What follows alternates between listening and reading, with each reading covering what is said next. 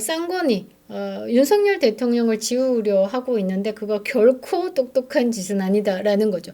윤심을 지우고 자기 정치만을 앞세운 후보가 경선으로 통과가 된다라는 건 있을 수 없는 일이다. 반갑습니다. 김영인 TV입니다.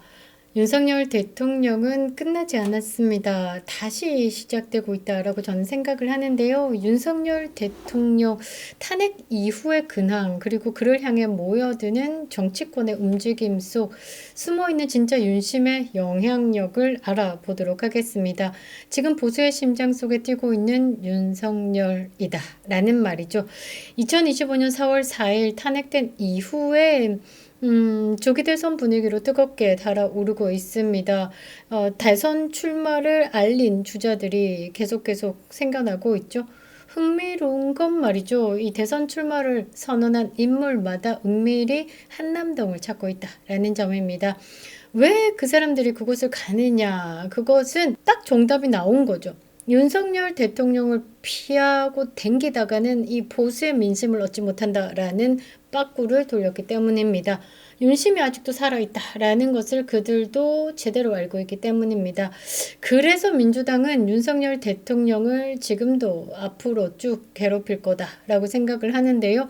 이미 탄핵된 전직 대통령인데도 언론, 검찰, 여론을 동원해서 압박을 가하고 있는 이유는 강력하다라는 겁니다. 그 영향력이 지금 정치판을 흔들고 있기 때문에 민주당도 그렇고 국민의힘도 그렇고 지금 윤석열 대통령을 지켜보고 있고 방법이 다를 뿐 그렇게 진행되고 있습니다. 최근엔 전한길 강사가 한남동을 찾았습니다. 전한길 강사가 비상계엄 후에 넉 달을 이어오던 그 탄핵 정국에서 가장 큰 역할을 했던 사람 중에 한 사람이다 라고 생각을 하는데요.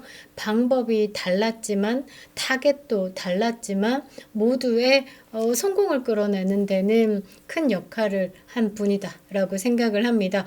이 전한길 강사가 한남동을 찾아서 윤석열 대통령께 이런 말을 했습니다. 끝이 아닙니다. 이 땅의 청년과 국민은 진실을 알고 있습니다. 라고 말이죠. 윤석열 대통령께서 고개를 끄덕끄덕 하셨다라고 합니다. 국민을 향한 메시지는 명확한 거죠. 탄핵으로 끝나지 않았다. 윤석열은 살아있다. 국민과 함께라면 다시 시작할 수 있다라는 겁니다. 지금 보수의 심정이 어디로 향해서 뛰고 있습니까? 당심요? 민심요? 정치권의 공학적 연합요? 저는 아니다라고 봅니다. 지금 윤심이 보수의 민심이다라고 저는 생각을 하는데요. 윤석열 대통령을 외면한 자는 민심도 얻지 못할 겁니다. 윤석열을 배신한 자는 반드시 심판을 받을 것이겠죠. 지금부터 본격적으로 윤석열 대통령의 근황과 이제 윤석열 대통령 중심으로 모이는 보수 정치의 변수들 하나하나 짚어보도록 하겠습니다. 구독과 좋아요 버튼 꼭 눌러주시고요. 끝까지 시청 부탁드리겠습니다. 아직도 김영윤 TV를 구독하지 않으신 분들은 구독 버튼 꼭 눌러주시기 바랍니다. 큰 힘이 되고 있습니다. 자, 윤석열 대통령은 영향력이 매우 큽니다. 왜냐하면 이 중심에 서 있는 세대가 2030이기 때문에 그 폭발력이 대단하다라고 생각을 하는 거죠. 그리고 지켜왔던 50, 60, 60, 70들도 이 2030의 뜨거운 폭발력에 잠시 뒤로 물러나서 그들에게 시선을 다 주고 있는 겁니다. 2030들이 미래 세대의 허리 역할을 해주는 거죠. 그리고 2030의 그 뭐라고 해야 되나 파워, SNS 활동의 파워가 있습니다. 그래서 윤석열 대통령의 이제 윤어게인 이게 또 새롭게 또 뿜뿜뿜 하고 있는 것이고 이렇게 계속 윤석열 대통령이라는 이름이 잊혀지지 않게끔 전략적으로 움직이고 있는 부분에 지금 응원을 보내는데요. 자, 한동훈 제낍시다. 한동훈은 말이죠. 윤석열 대통령 못 찾아갑니다. 언젠가는 뵙고 싶다라고 이야기를 하지만 그 언젠가에 대한 기회조차 못 만들 인간이다라는 거죠. 그래서 윤심을 절대 결코 never 얻을 수 없을 겁니다. 나경원 의원 그리고 대선 출마를 공식화한 이철우까지 한남동을 찾았습니다. 윤석열 대통령이 여전히 영향력을 행사하고 있다라는 거죠. 보수 진영의 유력한 주자들이 하나씩 조용히 한남동을 찾고 있습니다. 가장 먼저 움직인 사람은 나경원 의원이죠. 윤석열 대통령과 1시간가량 독대한 사실을 이야기했습니다. 그리고 대통령과 정치적 현안에 대해서 진지한 대화를 나눴다라고 밝히고 11일에 대선 출마를 공식화합니다. 뒤이어서 이철우 경북지사 같은 경우는 조용히 한남동을 찾았습니다. 윤석열 대통령을 만나서 보수의 대통합과 지역의 역할에 대해 논의했다라는 보도가 나왔습니다. 그리고 김문수 전 장관은 윤석열 대통령과 직접 통화를 한 사실까지 공개를 했죠. 윤석열 대통령은 여전히 국민을 걱정하고 계신다라면서 윤석열 대통령 올려드리고 잘 해보라라는 답을 받았다라면서 윤심을 내가 얹었어요라는 뜻을 또 표명하기도 했었죠.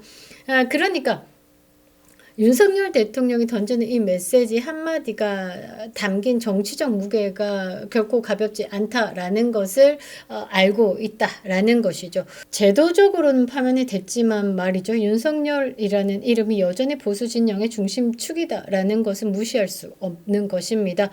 이 윤석열 대통령의 말과 태도 하나하나가 향후에 대선의 판도를 흔들 핵심 변수로 작용하고 있다라고 저는 보고 있는데요. 그래서 정치인들이 윤석열을 찾는 겁니다. 국민의 마음을 잊기 위해서.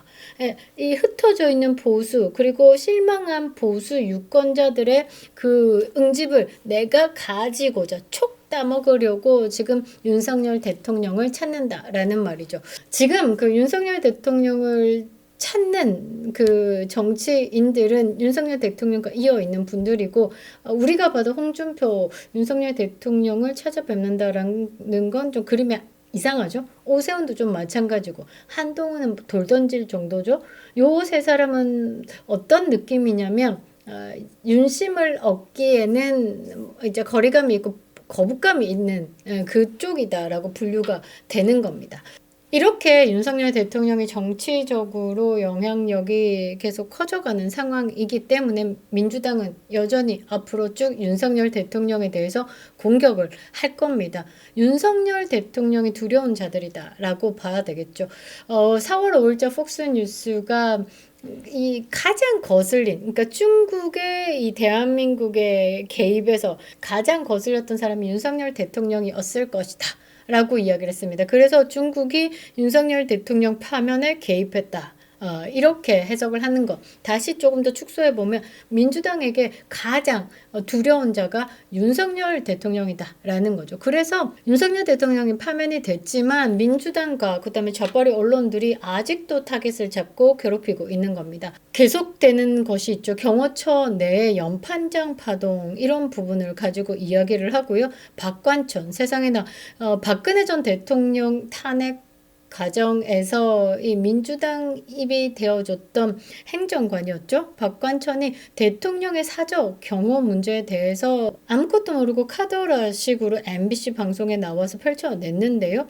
다 거짓말입니다. 그리고 사저 복귀에 대해서 MBC부터 시작해가지고 자쪽 진영의 여론몰이와 조롱을 하고 있는데 이 모든 것이 윤석열을 정리하라라는 정치적 신호와 동시에 아직도 윤석열이 무섭다라는 반증이다. 라는 거죠. 윤석열 대통령은 4월 4일입니다. 오늘이죠. 한남동 관저를 떠나서 한 5시쯤 서초동 사저로 2년 5개월 만에 복귀합니다. 이삿짐이 2주 초부터 계속 옮겨졌고요. 김건희 여사와 반려동물 11마리도 함께 이주할 거다라고 합니다. 경호 인력은 약 50명 수준으로 재편됐습니다. 사실상 사저 정치, 그러니까 새롭게 정치가 시작되고 또 새로운 메시지들이 나올 것이다 라고 생각을 하는데요. 사저 이동을 앞두고 서초동에서는 자발적인 지지자들의 집회와 방문이 예고되어 있습니다. 서초경찰서가 말이죠. 아크로비스타 주변의 집회를 다 거절했습니다. 그래서 교대역 8번 출구에서는 안정권 씨가 이 윤석열 대통령 사저 복귀에 힘을 내시라. 그리고 우리가 여전히 지지하고 있다라는 것을 멀리서라도 알리기 위해서 집회가 있습니다. 그들은 외치고 있죠. 윤석열 어게인, 그립다 윤석열. 탄핵으로 끝나지 않았습니다. 오히려 윤심이 말이죠. 국민들 가슴 속에 더 크게 살아나고 있다라고 저는 생각을 하는데요. 이제 국민의힘은 대선을 준비해야 됩니다. 하지만 쌍권이 윤석열 대통령을 지우려 하고 있는데 그거 결코 똑똑한 짓은 아니다라는 거죠. 윤심을 지우고 자기 정치만을 앞세운 후보가 경선이 로 통과가 된다라는 건 있을 수 없는 일이다라고 생각을 합니다. 그 결과는 보수 전체의 자멸일 뿐이다라는 것이죠.